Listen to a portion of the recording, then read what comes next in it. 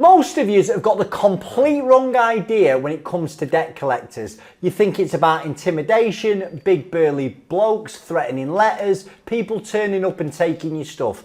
Today's guest has spent years knocking on doors of some of the richest and some of the poorest homes in the country, and he's done it for the exact same reason.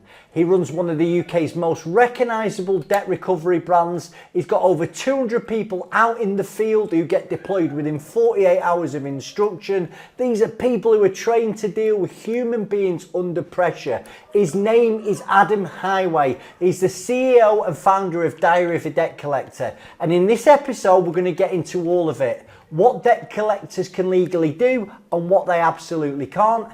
How you could recover money your business is owed without spending a fortune in court. And crucially, if you're the one being chased, what actually happens when that knock comes at the door? This is one of those conversations where you'll learn something you'll genuinely wish you'd have known sooner. Let's get into it. Adam, we've come out on location today. We are at the Diary of a Debt Collector Stadium down in Worcester. We are. I'm really grateful that you've come and appeared on the Director First podcast. No worries. Before we sort of get into all things debt recovery, can I ask how someone becomes, in fact, how did you become a debt collector, mate? So it's a bit of a dark, emotional story. The reason why I set up the business. I used to work within enforcement, high court enforcement. Used to work around debt recovery, and a good friend of mine that I went to school with, unfortunately, found himself in a position like many business owners do, where he had lots of money owed to him, and he kept it a secret for a lot longer than he should have done. Again, that's not unusual. You know, lots of business owners do that. They keep it to themselves, to the point where he was struggling, and he was, you know, worried that he was going to lose everything: his house, you know, his business, his way of life. And I spoke with him on the phone briefly. And explained to him, look, to get to the point where I am, you have to go through the court process. You know, that's not a quick fix. You know, it can take 12, 18 months. You know, it's not a quick turnaround. But at that point, then, you know, I can give you some good advice on how we can then, you know, enforce your judgment. And that was that. The phone call ended, and so I'm just relaying it now. Sort of phone call ended, and for some reason I just couldn't let it lie. Just kept thinking about it all night, and was talking to my partner, my wife, and yeah, that night I stopped up all night, and I was like, there's got to be a solution. There's got to be a better option than what you know, I've told him. And the reality of it is, it just wasn't available at the time. So yeah. Can we, before we jump into that then, so for people who are out there watching and listening, what was the normal we talk about, like the court process, you know, to enforce it. What did that look like? What does that process look like? Lengthy, costly and unrewarding for most. So they have to, obviously, they don't need legal representation. They can represent themselves.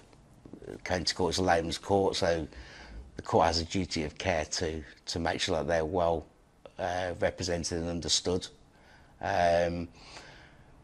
But it takes time, you know, it takes time. I think the quickest that I've seen a court hearing from application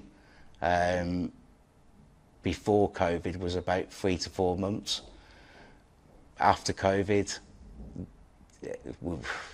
usually a year for a hearing. So let's say someone is owed 50 grand, Yeah. it's a year to get that to court. It's a year to get to court, yeah. Okay, and yeah. then what happens?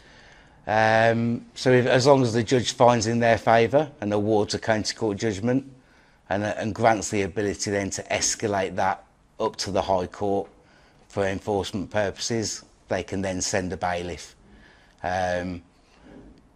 Bailiffs are very good in some aspects, but if you give a debtor company 12 months to prepare, it makes the job very hard and success rates very low. 12 months to prepare for bailiffs is far too much notice. Well, a lot happens in 12 months, doesn't it? Yeah. With the current Business can be 100%. Yeah. I mean, the amount of businesses when I was working within enforcement that we arrived at, and the company had been gone 6, 7, 8 months ago. And there's just sort of a couple of old mugs that have still got the old company name on, and that's about it. Assets have been transferred into new company names, and directors have rose a different company like a phoenix from the ashes, doing exactly the same thing, but obviously just a different company name. Because when the CCJ is registered, yeah, it's like everyone sees that, don't they? Yeah. And it's like that's when them dominoes can start to fall. That's right. Yeah, that's right. It's very reactive, and if they've had time to prepare for that, they're already many steps ahead. So just to take you back, so your pals rang you, Yeah. you're at home at night thinking, right, there's got to be a better way. Yeah. And then what happened? So I was looking on the internet and I was like, what options are there for pre-court? So there was options available. Pre-court debt recovery was, and still is, sending letters, emails, text messages and phone calls. I can guarantee that every client that we have has already rang their debtor, text their debtor, sent a letter to their debtor, and sent an email to them asking for the money. So going through exactly the same process, expecting a different outcome, for me was just madness. Like, why are you doing that? It's almost like the debt recovery companies were making out that they got some higher power, some email address that suddenly got people cowering and made them pay. The reality of it is they don't. They're just doing exactly the same as what your internal processes have already done. And are these the big call centres, Yeah, if you will? yeah. Call centres, Yeah. letters, there's, Yeah. we all know those. Do you get things. phone calls from people you don't want to speak to? Of course, yeah. What do yeah. you do? Well, you just don't answer them, do you? Yeah, exactly. Yeah. I'm getting chased by a company I used to have an association with. Yeah. So I have nothing to do with them, and then they'll ring me about this. That I'm going, they're trying to get me through security. I'm like, mate, I'm nothing to do with them, right? Yeah. And then they'll ring me again the week after. Yeah. I'm just thinking, Yeah. do You just ignore them, don't Yeah. you? Yeah. Well, that's easy, isn't it? well, I think now with the new iPhone as well, block 'em. it's even easier. Yeah, isn't you it? just Yeah. go, I've spoke to them once, they've told me who they are, block. Yeah. I won't speak to them again. Yeah. And that's the reality of it. So I think it's madness to continue doing something that you've already done, and expecting a different outcome from that. So what I was looking at was, okay, so what about actually going speaking to the debtor about outstanding money? Well, what was available there was not anything that I wanted to be involved in. I didn't want to turn up and start, effing and blinding, threatening and intimidating people. I just wanted to do a professional service that is reflective of the client and be able to have conversations. Yes, uncomfortable conversations, but done in the right way and explained, if we can't resolve this matter at this stage, that's fine. The next stage is legal action, okay? And that can be county court, liquidation administration, bankruptcy, whatever. But those are the options that are available to the client. Now, the client doesn't want to go down that route. And that's why I'm here today, to see if we can resolve it without the need of that action. But if you're not going to be able to resolve this, or you refuse to resolve this matter, then that is the action that we'll have to take. And you know, when you explain that, Yeah. the mind boggles at why no one else had figured. Because I've been a big believer always in business. It starts with a conversation, Yeah. doesn't it? You know, Yeah. like, I always find. I mean, I work in a professional services, but I'm very different to most other people in insolvency. Yeah. Like, they don't like picking the phone up. Yeah. Solicitors don't like picking the phone up. No. The accountants, you're like, what will we call somebody? Well, solicitors don't like picking the phone up because they can't charge you for that. That's why they like doing letters and emails, because they're all chargeable. That's the reality of it. I mean, I know loads of solicitors. I've asked them a few times, can you just ring this debtor and ask him to, and explain, and not a chance. But the average Joe on the street, like, Yeah. what you've just said there, it's like, to me, I'm thinking, that's a good. Why on earth did this? Because you were pretty much. I don't know if you were the first, but you certainly have been a pioneer in doing what Yeah. you're doing. Yeah. And what has the results been? Well, year to date, 365 days, we've run a 69% success rate. So 69% of our cases have never needed any legal action whatsoever. It's always resolved without the need of legal action. Where it doesn't, and legal action has to happen, then we partner with one of the biggest solicitors in the country, who offer our clients, first off, a completely free review of their case, review of their contract, to make sure that case is winnable. Yeah. And then offer them no win, no fee legal representation. Every solicitor in the country will litigate, but what we want a solicitor that will go, do you know what, I'm that confident I can win your case, I'm actually going to front my fees. I'm going to put my fees on it, because otherwise you're just throwing good money after bad. Yeah, I mean, we see it a lot in what I do, and Yeah. you know, there are legal disputes, and I'm like, we can go down that route, and the only person who's going to make the money is the solicitor. Yeah, that's right. That's right. You know, like the name Diary of a Debt Collector. I mean, it's brilliant. It sounds like a Netflix show. Yeah. Right? What's the story behind that? I mean, did you on day one think, right, I'm going to build this brand that people are going to recognise, and LinkedIn, people are going to stop me, you know? So the brand idea came to me, and it was, and still is, because of a Netflix documentary. That is still very much alive and a daily conversation that we have. Okay. And in the future, it is something that definitely we will be doing. Okay. Now, at the moment, what we're doing is we're focusing on the business model, the structure, the agents, because the agents, you know, we don't want agents that reflect our business or our clients badly. We need to make sure that we've got the right agents. Okay. And then we can bring on a Netflix documentary that will follow our agents through and through, and show them what they're doing and how they're doing it, and the successes that they have. And that is very, very live and current at the moment. When you talk about your agents, I don't know if I've read or seen somewhere, like a lot of them are ex-police, ex-military. Yeah.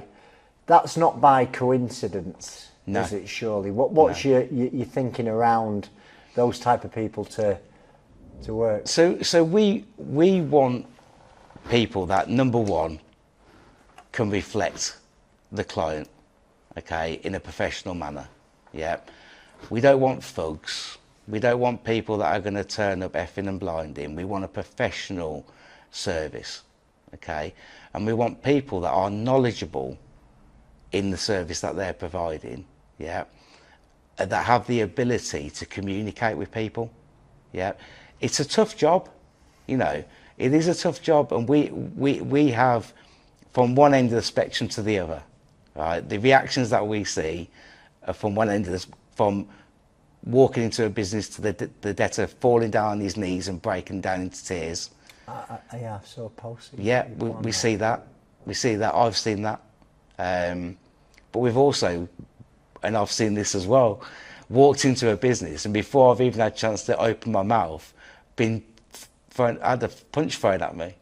You know, it's desperation. It's fight or flight, isn't it? You know, it's a very, very tough, emotionally charged position that the client, the debtor, are put in. You know, and it's emotionally charged.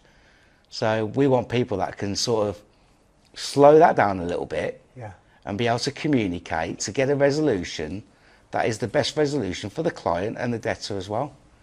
To move forward, that's what we want to do. I was telling you off record, like my best pal, he was a heavyweight boxer, Yeah. and he's had a security firm, and you would hear people say to him, like, you know, do you ever get into, you know, much fights with these? Yeah. He says, no. He says, like, the best doormen, they use the mouth, Yeah. to avoid it, and I imagine that's Yeah. you know, similar thing for you guys. I did the door for many years, and people say to me, like, how did you manage on the door? I used to go using my mouth, communicating. Yeah. If even when that wasn't possible, and it like, you know, like I say, another tough job, but where communication is never going to resolve the issue that you're faced with, then it's time to get somebody to remove them. And I would always be the front person talking through that altercation, and I would do my very best to resolve it with communication, like we do now. You know, it's just a different sort of conflict. One is drunk people in a nightclub or a bar.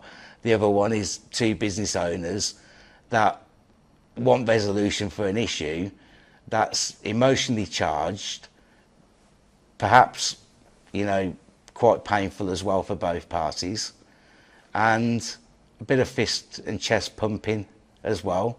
You know, nobody likes to be told they've got to pay money, you know. Are they all kitted up like you are? Like in the They jackets, all, in the... Yeah, they so all there's wear... no hiding who they are either, is there, with the Stick logo? out like a Yeah. sore thumb. Stick out like a sore thumb. Yeah. We have got Diary of a Debt Collector written on our hoodies. We've got stab vests with Diary of a Debt Collector branded on them. We've got body worn camera. You know, we work in twos. You know, we stick out like a sore thumb. That's the reality. But why would we hide what we do? No, listen, it's a... I want to sort of circle back on something that you've said, because I know for me, because of the job I do, I work in insolvency. Yeah.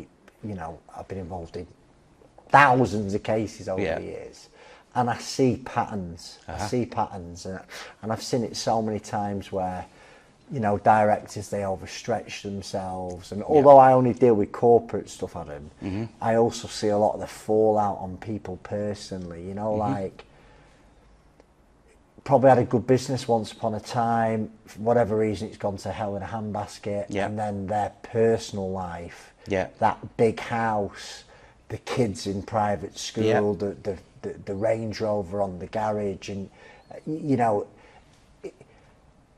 I think with me it's given me a lot of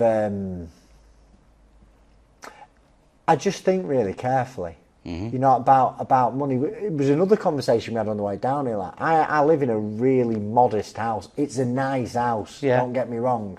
But the idea of moving to the big house in the country scares the life out of me. Do you know what I mean? Because you don't know what's going to happen down the future. You know, we always think that, oh, this'll be, you know, this'll be forever. And it's always made me really scared of going too big or going too bold, or, you know, like some people, they don't care, do they? Like, live big and bang, bang, bang, bang. I hear the old fake it till you make it. Yeah.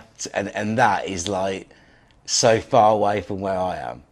Like I that is so far away from the way my mind works.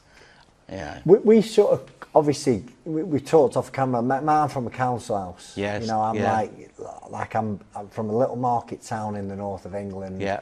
You know, we didn't have a car as a kid. We didn't go on holidays. You know, I had a decent upbringing. You know what I mean? But I didn't have, and that, I think that shaped me as I've grown up. You know what I mean? Yeah. How is doing what you've done impacted your decisions around your own personal finances, what you buy, what you don't buy, you know? So, I mean, look, I come from a very similar background, yeah, and I like to have nice things. I've got nice cars. I have. That's my passion. I'm so I've got nice cars. I've always wanted nice cars, and I live in an area which is very different from the area that I grew up in. Right? But I am cautious with money as well. You know, I don't go on 4 or 5 holidays a year, and I don't, you know, throw money around left, right, and centre, because I know how hard I have to work for that, and I know how hard my business has to work for it, including the staff. You know, the agents, the office staff. We all have to work hard for me to be able to have the ability to do those things. So that makes me not tight. You know, I'm definitely not tight, but it does make me cautious because you've seen it, haven't you? Yeah, I've seen it. Yeah, because people, I think that's the thing that people don't get. What I've seen over the years is like, it's called lifestyle creep, isn't it? Yeah. You know, you just start to get ahead of yourself, you're ahead of yourself, you're ahead of yourself, and then something will change. Yeah. And you've said it. I think like there's a difference between being wealthy and looking wealthy. Yeah. You know what I mean? Yeah. It's like when I look at like the massive house. Yeah. And the private schools, the fucking, you know, 4 Dubai holidays a year. Yeah. And I start to do the maths, and I think, well, anything above £50,000 a year, you're getting taxed at 40%. Yeah. What are you having to draw out to sustain that lifestyle? Yeah. And there's one change in the, you know, and I think COVID has, you know, done this to a lot of people, is things have fundamentally changed for small business owners. And now these people who, I don't think they've gone out and intentionally done this, but like their families' futures are really precarious because of just living by your, you know, beyond your means. Yeah, I mean, I have this conversation with my partner all the time, and you know, I think we live in a country where society always try to make themselves look a certain way. I know some very wealthy people, right? I know some very, very wealthy people, but I also know many people that haven't got a pot, right? And the wealthiest people, right, that I know, they don't drive around in flash cars. They don't walk around in £5,000 suits, right? They're a lot like I am. They wear, you know, M&S jumper, pair of jeans. Do you know what I mean? They don't go drive around in flash cars. They drive around in the car that suits them, yeah? But that could be anybody.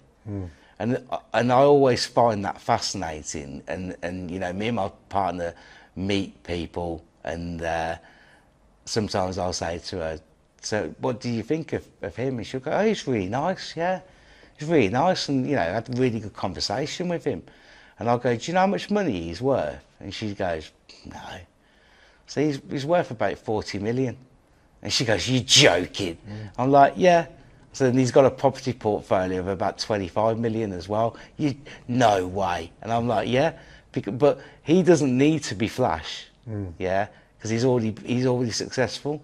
Doesn't need the flash cars and the flash houses and all that sort of stuff, walking around in the flash suits, because he's not proving it to anybody. He's already done it. Go admire that. It's attractive, isn't it, when people are a bit understated. Yeah. And we went out for dinner with a gentleman a few weeks ago, and it took me weeks to figure out where we were going to take him. So I'm thinking he's going to want, you know, really posh food. He's going to want this. He's going to want that. And we took him to a really nice a la carte restaurant in Birmingham. It was bloody expensive, right? It really was. And we sat down, and he's looking at the menu, and he went, I don't mean to sound funny, he said, but there's not a lot really on here that I like. And I'm like, okay. And he says, can we go somewhere else instead? And I was like, oh God, this ain't going well. This is, I'm like, oh my God, this is going really bad. And I said, where do you want to go? And he was like, what about, and he named it, I won't name the pub, but he named this pub. And I was like, you want to go there? He's like, yeah, they do a really good mixed grill. It's about 14 quid. And I was like, yeah, come on, let's go. So we jumped in his car and we went there. It was about 5 minutes away. And we went there and he was absolutely happy, absolutely made up, right? He had a pint of bitter and his mixed grill, and he was happy, mate. But he doesn't need to eat in those places. I was trying to impress him. He didn't need to be impressed. Do you know what I mean? Like that was me trying to impress somebody, and you don't need to. I don't think you need to anyway. But it was just a bit of a lesson for me that actually, you think things that you think are important to impress people probably aren't really. I think we've all learnt lessons like that. You know, like one thing I've noticed I'm talking about a lot more is just authenticity, and that's what attracted me to getting in touch with you. Because like I have to, in Insolvency, we deal with bailiffs, we deal with debt collectors, and I mean, I'll call a spade a spade. I've spoke to some dickheads over the years. I really have. You know, like, and I try and communicate in a really decent fashion. And you're just like, and then I saw you on LinkedIn. I'm thinking, I remember you once posted about from a creditor's point of view. You know, like,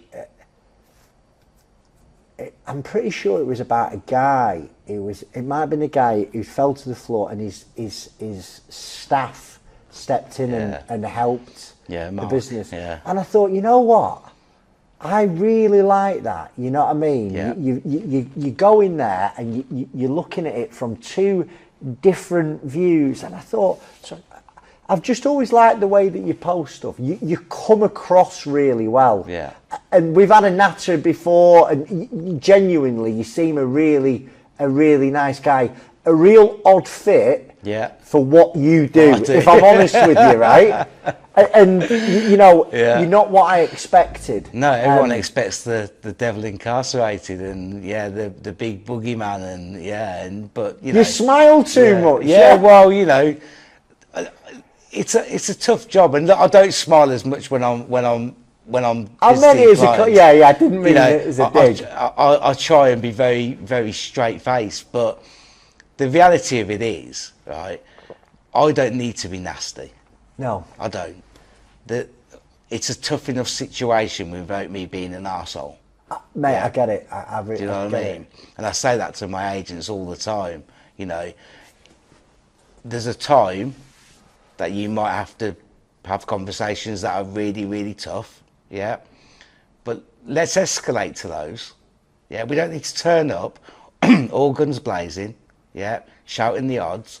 Let's be really calm, engage in conversation. If they want to threaten and shout and scream, allow them to do that. Let them do that, because that's a them problem. Let them voice and scream and get all their concerns off the chest, right? And my favourite, we did a training course on this a couple of weeks ago, and it was a recording of one of the visits that I did about 2 years ago. And the guy walked into his business and introduced myself, and he just started off. He boom, like an atom bomb, and he was and I said, look, can I stop you right there? Okay, I said, look, I will stand here and I will listen to you talk about and get everything off your chest. Everything that you want to tell me, I will sit here and I will listen. I will not interrupt you. I will listen to every word you've got to say. But before I do that, I need you to agree with me that you're going to do the same once you've finished, because then it's my turn to talk. And he ranted and ranted and ranted. It was about 18 minutes long. He didn't take a breath. At one point, I thought he was going to fall over because he was so out of breath. And I just stood there listening, nodding. And then he finished, and he was exhausted, emotionally, physically exhausted. And I said, right, I understand the situation that you're in. Yeah, I understand it. Yeah, I'm here to resolve those issues. I'm here to get resolution, and I'm here to take a weight off your shoulders as well, because I can see how much of an effect it's having on you. Now, if you don't want my help, right, and you know you've told me to F off and you've threatened and whatever, if that's the case, then I'll leave. I'll leave. You don't have to put your hands on me, pushing and shoving. I'll leave. Yeah. But the ramifications of that are, and explain the ramifications of what will happen next. Now, what do you want to do? Well, actually, you're all right. Well, I'm not here to be your mate, but I can do things in the right way. Now, let's discuss what we can do to resolve it.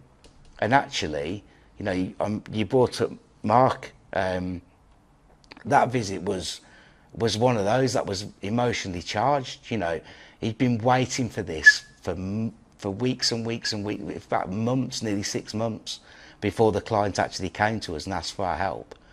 And it had been bubbling around his work, his personal life for so long that I walked through the door, and he literally, I just explained who I was, introduced myself, and he just dropped to his knees, absolutely done, you know. And you know, he's and that's not the first time I've seen that. It's happened a few times, but the reaction of his staff members was the most important thing, because, like I say, they helped him to his feet, and they actually whipped around each other and went into the board meeting on their own with him. I stayed outside, and they came back and went, actually, we think we've got a solution. We're going to put money in of our own money to keep the business going. And actually now that company has continued to trade, and the client that sent us to go and speak to them about the money that's owed has been fully paid, and now he's a shareholder in that business. Wow. So what a resolution for everybody. Well, you can be part of the solution. Yeah. And when you said that, I thought, I've never thought of that before. But you know, you know, we're doing what we do. Like it's hard. Tough. You know, people will ring, because we're on the other side of the fence, aren't we? Yeah. You've got you guys there, director will ring us for some advice, and it's like, listen, you feel what they're going through, and people have got this misconception that everyone in debt is a cowboy, is a criminal. No. You know, it's like someone's not paid him. Yeah. Goalpost. Country's been shut down for 2 years. Yeah. You know what I mean? Yeah. And we've there are people that have, you know, made the ultimate sacrifice when they're dealing with this stuff. And like, my industry is really, it's got a bad name for people similar to yours that are aggressive, spouting the Insolvency Act at people, talking down to them, like naughty schoolboy under police court. And that has really helped us stand differently to people, you know. And it's what you do. It's like, listen, you have got a problem. These are your options. We're not here to judge what's gone on. You know what I mean? And, and it works. And like you say, these people aren't bad people. There are some that are bad people that are multiple offenders. Of course. You know, whether they're setting companies up, putting them into administration, moving to the next one, and then multiple offenders. We have the same thing. We have multiple offender debtors who literally just screw everybody as much as professional they can. knockers. Yeah, and then just knock it and move on to the next one. Do exactly the same business model, screw everybody they can, move it on. But they're not, you know, they are few and far between. What we've noticed is that most of the people that owe money have actually owed money themselves. Of course. And it's a debt pyramid. It starts at the very, and construction is terrible for that. You've got a big main contractor that is not paying subcontractors. They're all struggling. You know, they're all battling to keep the doors going. What I do find in construction is when business owners say, look, I've already paid all my lads. That's what you have to do in construction, don't you? I've already paid all my lads. This is me now. This is on me. You know, all my lads have been paid because I respect them. They've done the job. This is a me problem, not a them problem. And you're like, okay, but again, you know, the debt pyramid just filters down. When a big main contractor doesn't play ball. We saw with ISG, didn't we, a couple of years ago? I mean, that's bump. still rattling on, and it's every week now, isn't it? Someone else is going into admin. And it just filters down, doesn't it? You know, and it affects everybody. But, you know, it is really, really tough. And like I say, we used to, when I first set the business up, we used to have this rule I had this rule that I implemented where we wouldn't represent debtors whilst we had a live case. So, because there was that conflict of interest there, But actually, what we have found now is that the more and more that we're speaking to debtors and they're saying, look, I'd love to pay him, but actually, I'm owed money and that's why I can't pay him. You know, the bloke's a good guy. He's done a good job.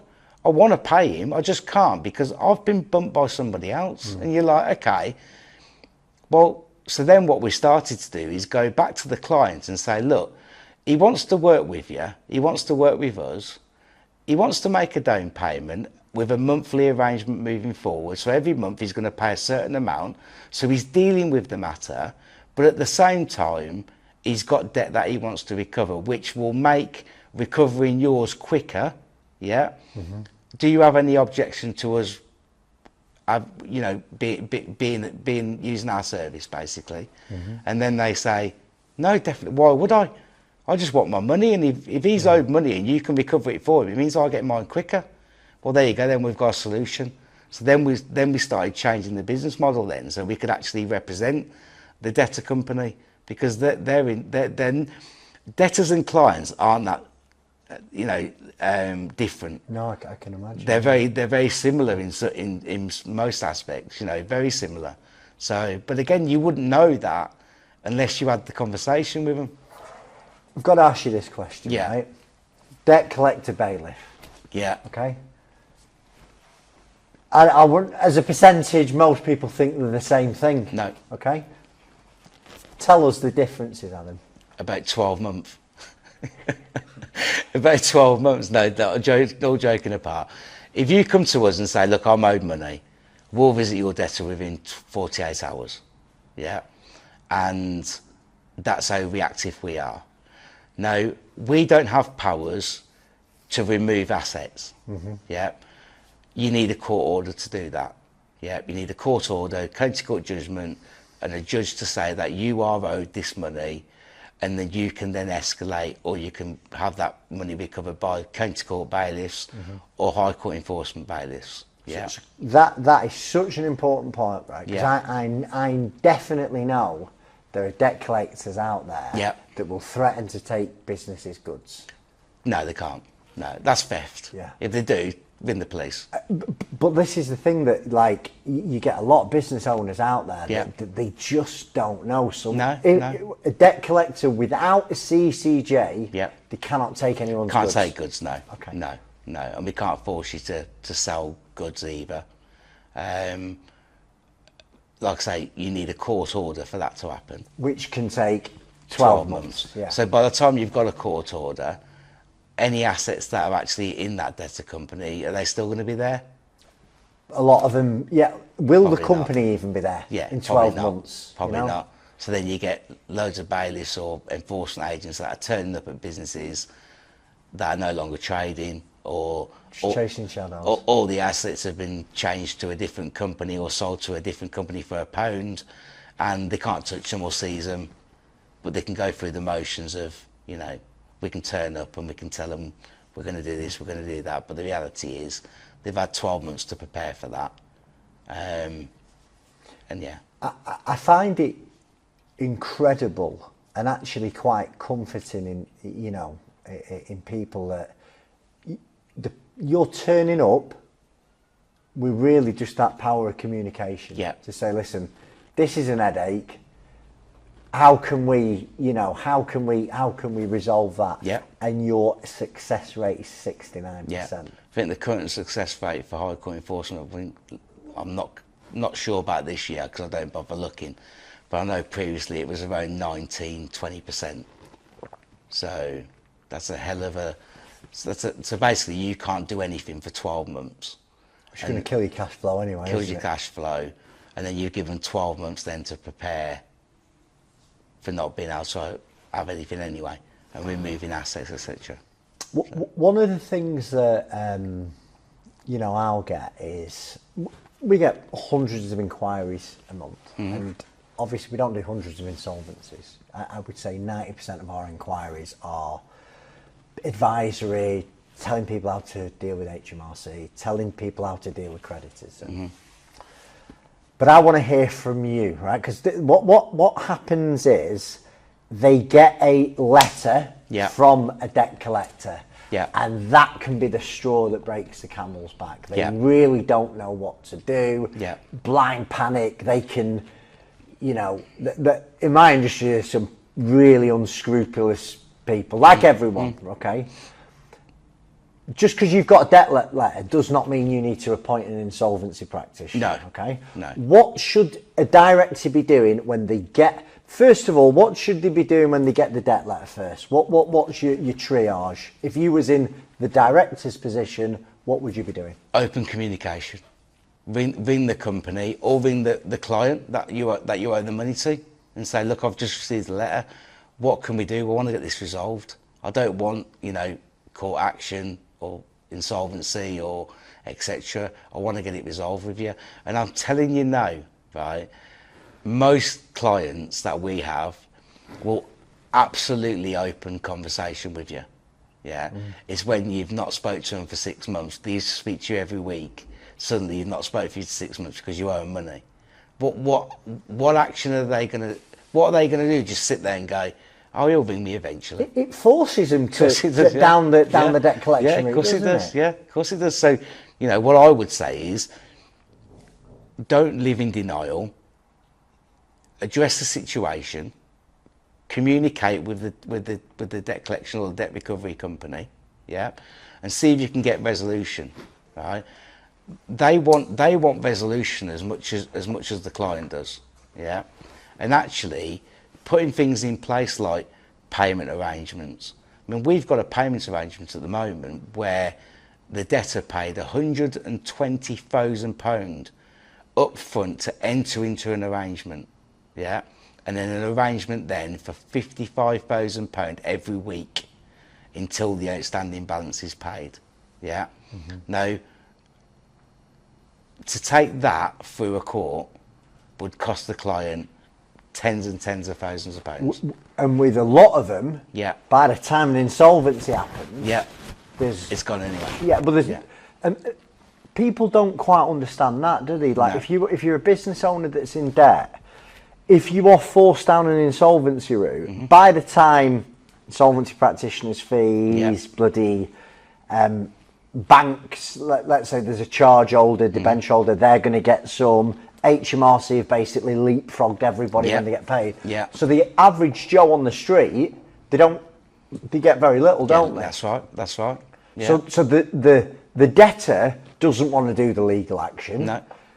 The creditor doesn't want to do insolvency. No, that's right. It's like, that's right. Do you know what I think? And I've done this for a long time. I think some people just don't like a difficult conversation, and they don't want like giving someone bad news. No, but as a business owner, you've got to put your big boy pants on, haven't you? And you've got to be able to say, look, it's uncomfortable, but actually I'm a business owner and I've got responsibilities and accountability for my business. So I need to get answers. I need to know what's going on. I can't just walk away or just sit there waiting for someone to ring me and tell me they're going to pay me or not. I've got to take some sort of action. I bet a lot of people are, because we'll have conversation with people and like afterwards they'll go, Chris, I'm so glad I spoke to you. And we've not told them what we wanted to hear, all the time, but because they've got a plan of action, and most people have kept this on their shoulders for months and months without being able to speak to somebody about it. When they speak to you or to me, they do. I hear that all the time. It's interesting that you say that because I hear it all the time. I say to people, look, hopefully I'll never have to see you again. But you know, I hope it was, you know, as uncomfortable as it needed to be, because it's going to be uncomfortable. It has to be, but no more than what's needed. And do you know what? The amount of people that say to me, do you know what? Yes, you've just took 60 grand from me, or you've just made us pay 60 grand to the clients, and an arrangement set up. But actually, I feel like I've resolved that matter. It's not as bad as they think. And it's not as bad as I thought it was, because now I can plan moving forward now. This is what I wanted to ask you. So one of the things that I'm advising with directors when they're going into negotiations, whether it's HMRC on the time to pay, or you know, with someone who a creditor, it's unrealistic time to pay arrangements, unrealistic plans, and I get this with HMRC a lot, and this annoys me. You've got an HMRC agent in a business. The director's like, you know, I've got HMRC here, and they are agreeing to something over sort of 6 months. They're never ever going to be able to pay. So I'm saying to them, like, well, you've got to stop, you've got to pause, and you've got to give something realistic based on the numbers, not like, shit, I need this guy out the place. How do you sort of sense check what they're offering you? Because presumably, if they don't end up paying, that's not good for you either, is it? So that comes down to negotiation skills, and that's something that our agents are really strong on. So what we say to them is, we say, look, the client has no obligation to accept your payment arrangement. That's the reality of it. It's not a given, right? So you've got to make your arrangement, or your payment that you're proposing, you've got to make it workable. You've got to make it the best offer, but you've also got to make sure you can do it. You know, because if you can't do it, then we're going to come back, and then you're going to have to incur more fees or legal costs. So be realistic, and then I can speak to the client then and say to him, look, I know he owes you 50 grand, right? He's got a cash flow issue, right? Now, what he's proposing is 10 grand today, and he'll send it to you now. He'll pay it straight into your bank now, and the 40 grand split 5 grand a month, till it's completely paid off. And some clients will go, but you know, it's a lot of money that he owes me, and like 5 grand, and I go, but at the moment you've got nothing, and realistically, that money will keep coming to you every month. Right? If it doesn't, and the payment arrangement breaks and fails, we can just move on. But at the moment, we've got 10 bags up front, which will cushion the blow. It'll give you, it'll bide you a bit of time. Exactly that. And then you look at it and you go, okay. I mean, we had a client a few weeks ago, and I've refused to work for him now. I've told him I don't want to accept any more instructions from him. And I've told him that we're not going to take any more instructions from him, because he was unreasonable. And our agents are there doing a really hard job. And the one that broke the camel's back was, it was a 25 grand debt. And the debtor said, look, I can pay 5 grand today, and then 5 grand every month moving forward. And then it'll be, no, I want the 25 grand today. I went, he hasn't got 25 grand. I know what you want. He hasn't got 25 grand, right? What he's got is what he's proposed. And I think, as the agent here speaking to him, I think that's a really good payment arrangement. Well, I don't. Okay, so what do you want us to do? Tell him that he's got to pay the 20. I could stand there for the next 6 months telling him he's got to pay 25 grand. If he hasn't got it, he hasn't got it, right? So you've got to be realistic and go, okay, yes, I want the 25 grand, but 5 grand today, and then 5 grand on the last day of the month, every month moving forward, and it's resolved. Surely that's a better outcome than me and you receiving nothing, because that's what you're going to end up with, you know. And it's like sometimes clients can be harder to work with than the debtors can, because it's ego, isn't it? It's, you know, oh, he owes me money, and you know, pride kills, you know. Pride, exactly that, pride. You're sort of bullshit-ometer though. You must be good at that because, like, Yeah. I think I'm a fairly good judge of character now over the years. People, you get off a call and thinking there's something not right there. So how have you know, what are the sort of, what are the red flags, do you think, you know, if someone's telling you a porky? What are you looking at? Someone You don't being- need to tell us all the secrets here, No, I Adam, mean, someone being overly aggressive. I mean, one thing from a client point of view, I have a sign in the office that says, "We choose who we work for." Yeah, because we're in a position where we don't have to accept everybody's instruction. We don't need to. Financially, the business is doing very well. Yeah, we choose the people that we represent and we work with. Yeah, if those clients are unreasonable when we first speak to them, they're not the client for us. Yeah, because we've got to work with them. Is that not an? I mean, listen, I'm like that today, right? Yeah. But I wasn't always like No, that's been like a real hard lesson for me to learn. Is like, Yeah. not every paying client is a good client. Is a good client. No, but as a business owner, you've got to figure that out, haven't you? I mean, we had a client 6 months ago, and they were such hard work to work with. They were a good client. They used to send us quite a lot of work. But the time and the effort that went into servicing that client's high requirements and high demands wasn't worth us doing it. So we put it forward to and said to them, look, these things need to change, and if they don't change, then we're not going to be able to work with you. And thankfully, they did change them, and I think a lot of that was because they were a new client. They were like pushing the boundaries. Do you know what I mean? But yeah, I mean, you notice it with people in business. It's like they always have to win. yeah, You know what I mean? Yeah. It's like, and that creates ill feeling, doesn't it? You It know, does, like yeah. you have. I've got one at the moment. It's just too tricky, and it's all going to blow up in his face. You know, it's like you're trying to advise him, and you're like, okay. yeah. And one thing I've learned is like you don't get any long-term respect for that. If No. you're trying to batter your suppliers, or Yeah. you're trying to, you know, rinse every single penny out of every single deal, it's like your goodwill evaporates, doesn't Yeah. it? And your name, Your name, will yeah. be Yeah. tarnished. My name is my business. Me too, mate. Me too. You know, and that's the reality of it. We've got nearly just over 200 agents now across England and Wales. What's that like to manage? Because that's Do you know that's what? a big growth. It's a big operation, right? But we've got good structures in place, and we've kept our processes really simple. So the agents know what's required of them.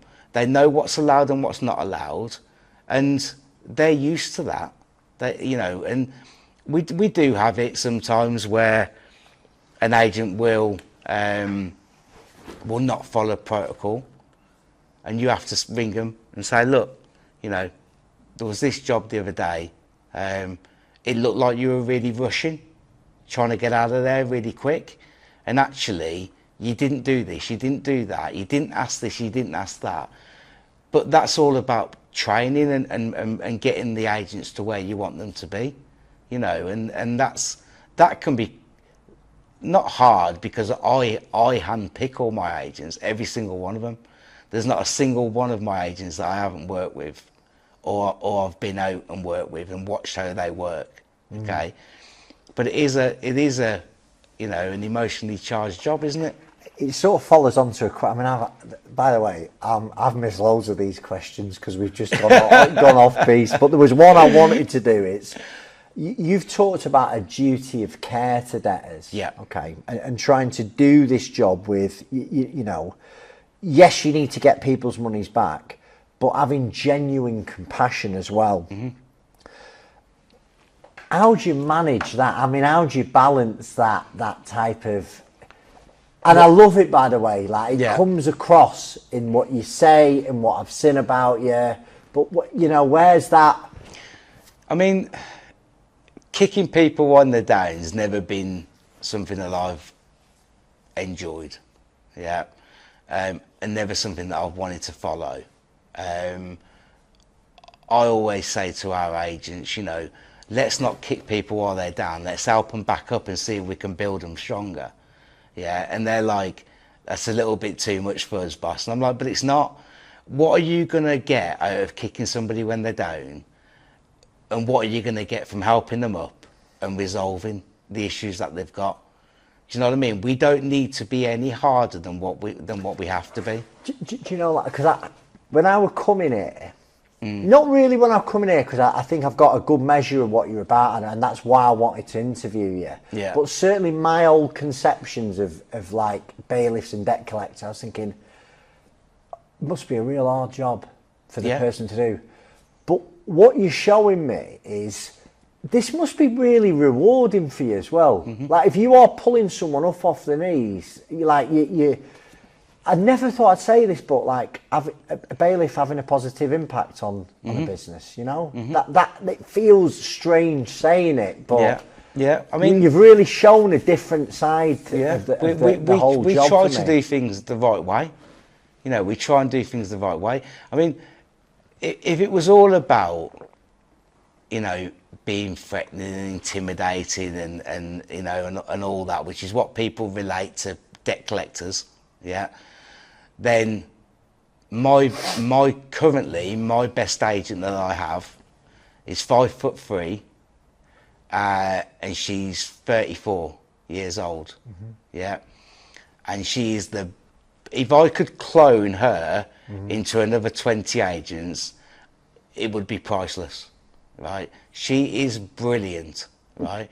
She says all the right things, She says all the right things when she should be saying them. She's a great listener.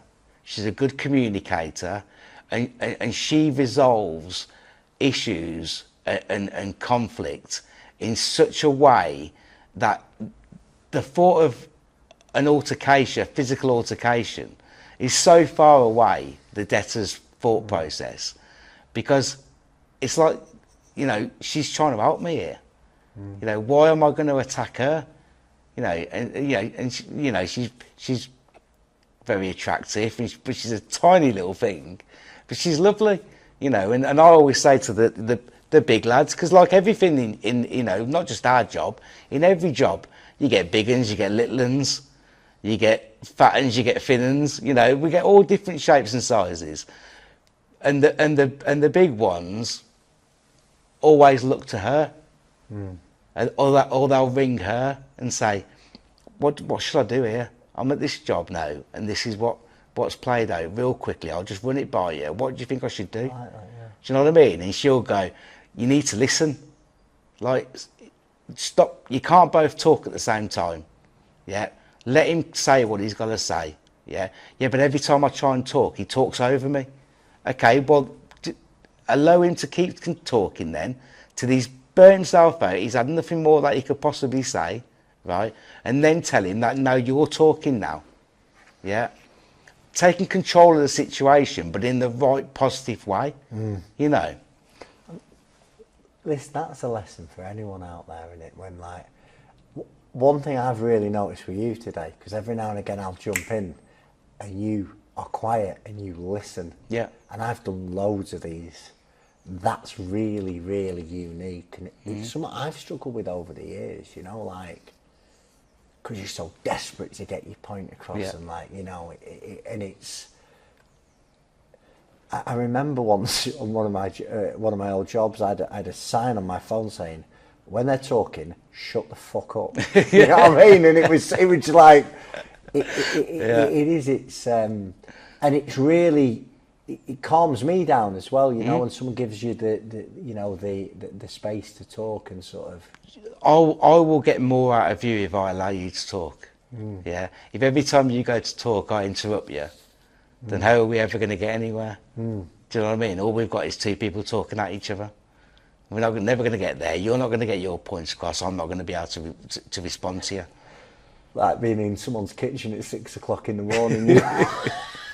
Well, look, I've got 4 kids, so I have to listen an awful lot in my house. But when I do talk and when I do say what I need to say, they listen, because I'm not always shouting.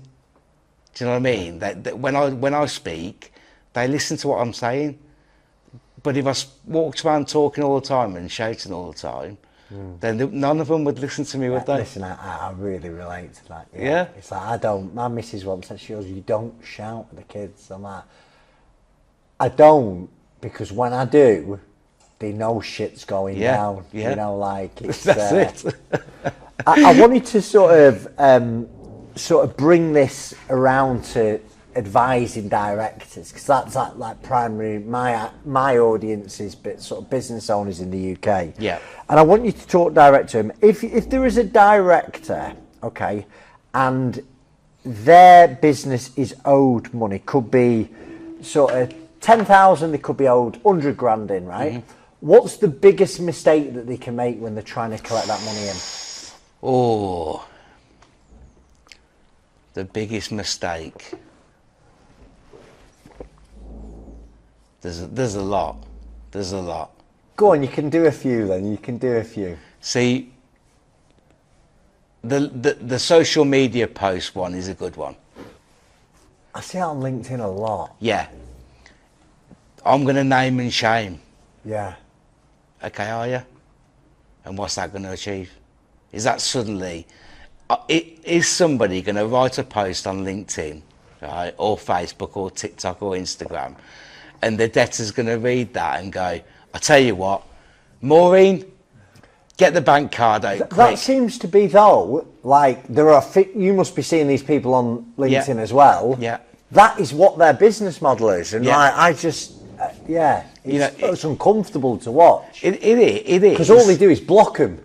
Yeah, all they do is block them.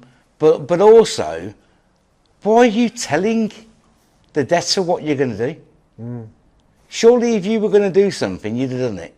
Yeah. The reality is, it's desperation. And I get it, you're desperate for your money. And you think, or you've got it in your head, that by writing a LinkedIn post saying at 4:22 on Friday, if this money's not paid, I'm going to name and shame them. I'm going to tell you exactly, I'm going to tell the world. And then you look at the post, it's got 3 likes and 1 comment. Who are you telling? Apart from the debtor that's reading it going, what an idiot, he's going to do what? Automatically then, you've got a problem, haven't you? Because he's reading that, he's probably one of the threat, isn't it? Yeah. It's a threat, and he's probably one of only 30 people that have read it, right?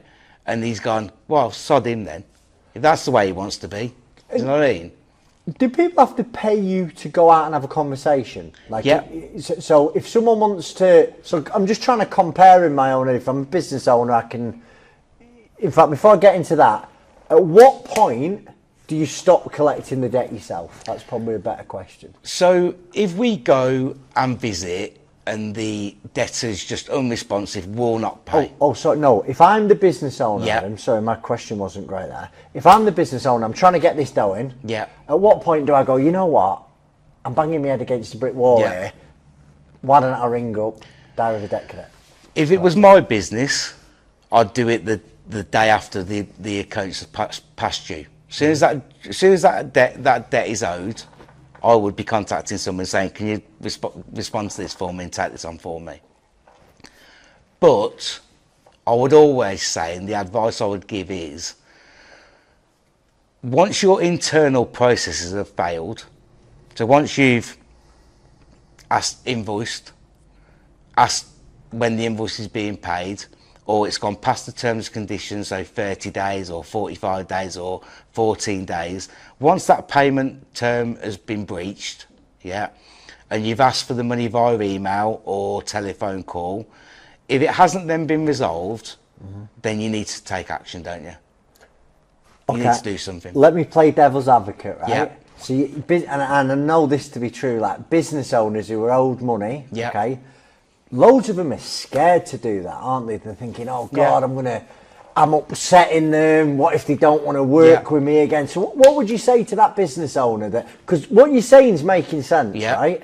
But there'll be people that will be cringing at the thought of handing that over. So what I would say is that if your business model is happy for you to work for somebody who doesn't pay you, then you carry on, yeah? It probably won't last very long. Right, But actually, what we have found, and this is in my experience, and I've got many years of doing this, what we have found with our business model, with the DOADC business model, is that actually what it does is it resolves the matter, yes, but also moving forward, it sets that precedent, doesn't it, of this is a shot load. across the bows, isn't it? This is a load, this isn't a load. If we take the proverbial, then they're probably going to do the same thing again. And actually, there's probably people that wouldn't do that, but we could just not pay instead, but pay them. Do you know what I mean? What are the costs, if you don't mind sharing, Yeah. just because people will be, It's people completely want to out. know, Yeah. you know, Yeah. you can bang your head against a brick wall, or you want to get direct debt collector team on it. What's it going to cost them to get you on? And is it within 48 hours? 48 hours we'll visit. Yeah, What are the costs anywhere in associated? England and Wales. We have a flat fee, so that's 695 plus VAT. That's to send 2 agents. That's for the back office staff to contact the debtor via telephone once the visit has been completed. For a letter before action drafted by the solicitor, because if we're not able to get resolution on the visit and it's a flat, I'm not paying, I've never owed this money, it's a disputed debt, etc., etc., the agents then will serve the letter before action and say, look, we preempted that response from you. The client actually predicted you would say that. So there's the 7-day letter before action, which means you've got 7 days to resolve the matter, or we're then going to take legal action. Okay? Get a full report. You get a red flag report as well to look at the financials of the business, photographs, the affidavit from the agent of where they went, who they spoke to, what the outcome was. And that's all included in the 695 plus VAT. And we'll visit within 48 hours. Yeah, simple as that. If they pay you, or because we don't accept any cash on your behalf, when they pay you, 10% of that amount is ours. Yeah, so that's where we make our money. We don't make anything at the 695. Once we've paid the agents, we've done the reports, we've got the back office staff to So you're contact paid on them. success, really, Yeah, aren't we're you? paid Yeah. on our success. So 10% of that amount is payable to us, and we'll invoice you for that amount. I am going to start to wrap up. Yeah. I genuinely, I could be here all day, but we got another one booked Yes, in you got after somebody we've got else in, yeah. like, we could have literally, we could Yeah. definitely keep going here. We should do another one. 100%. You have to come up to our neck of the Yeah, woods, yeah, right? yeah, I will. But what's the worst excuse you've ever heard of a debtor as to why they won't pay? Do you want me to tell you? Yeah. I'm not paying him because he's been sleeping with my wife. How do you overcome that one? Well, the truth of the matter is very, very hard, right? But what I said in response to that was very, very straight. And I said to him, look, I'm not a marriage counsellor. Yeah, I've got my own marriage that I have to work through. I'm not great on giving advice on those sort of things. But what I would say is, if he's taking your wife, are you going to allow him to take your business as well? Because that's what's going to end up happening. Yeah. Yeah, that's the That was quick reality. thinking. That's the reality. Yeah. Yeah, and the response was, well, he can have the wife, but this is my business. Do you know what I mean? I would say they can have the business. I want to keep my wife, but that's the reality of it. You know, the guy apparently is a friend of friends of his wife's, and he's been sleeping with his wife, and he's found out, and that's why he's not paid him. Now, very, very tough conversation to have with someone, but you've got to look at it emotionally disconnected and say, look, that's really hard, that is. I mean, I'd probably not want to pay him either. You know, that's the reality. You know, if that was me in your position, I wouldn't want to pay him either. But the truth of it is, you still owe him the money, and he's going to apply pressure on you and your business. Wouldn't you rather just go, do you know what, pay him the money that I owe him and never have to see him ever again, and I can move my family and my company, whether the wife's involved still or not, into a bigger and better place, and look down on them and put your head up high? And he was like, do you know what, actually, yeah, I'd rather just, can I just pay him? And then you can just tell him, because he'll be laughing at this. He'll love this that he sent you. And I'm going, well, actually, he's not. He didn't want to do anything. He was just going to let it, you know. But he decided actually that he had to do something. And here we are today, you know. And it's resolved. No. And don't you feel like a better person? He was like, yeah, I do actually. And I can hold my head up high. And I think doing the right thing it's really important in business. You know. yeah. It's and I think that stands. I think the easiest way you can stand out in business is to do the right thing. But doing the right thing when you're in a very, very, very bad position. Yeah, difficult, real difficult. Is a telltale sign of a good leader. But you get your peace from that. You do, yeah, you do. Adam, final question, right? Yeah. Where do we find out more about you and Diary of a Debt Collector? Oh, LinkedIn probably, because I seem to be connected with everybody on LinkedIn. I've heard there's a very vicious rumour you're also on some other social platforms TikTok, now. Instagram, Facebook. Yeah, we're everywhere. Yeah, we're getting everywhere. But it's I don't know whether I like the success of the company, and I like the fact that those social media channels are growing, and that means the business is growing. That's great. I'm still getting used to people noticing me and you know, wanting to talk, and I had people take their phones out and take pictures of me, and it's a very weird situation to be in. I had a bloke recognise me on the M5 toilet, just went in there. I hope he didn't get his camera out there, did he? No, it was quite funny though. I went into the toilet, I was bursting, and I'd got the kids with me as well, and I was like, right, boys, little ones, boys, in there, Dad's going to be here.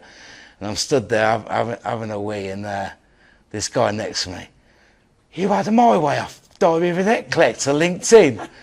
I went, yeah, it's all right if I get a picture. I was like, it's all right if I finish doing what I'm doing first, because I don't think this is the right place to be taking pictures. But yeah, I do get recognised quite a lot now, which I always find a bit weird. But it is what it is, isn't it? You know, I don't shy away from it, and just say hello to people, innit? Adam, I've really enjoyed our Likewise. chat. I've learnt a lot, and yeah, thank you so much for coming on, mate. God bless you. Thanks very much. Thank you for having me. See you later.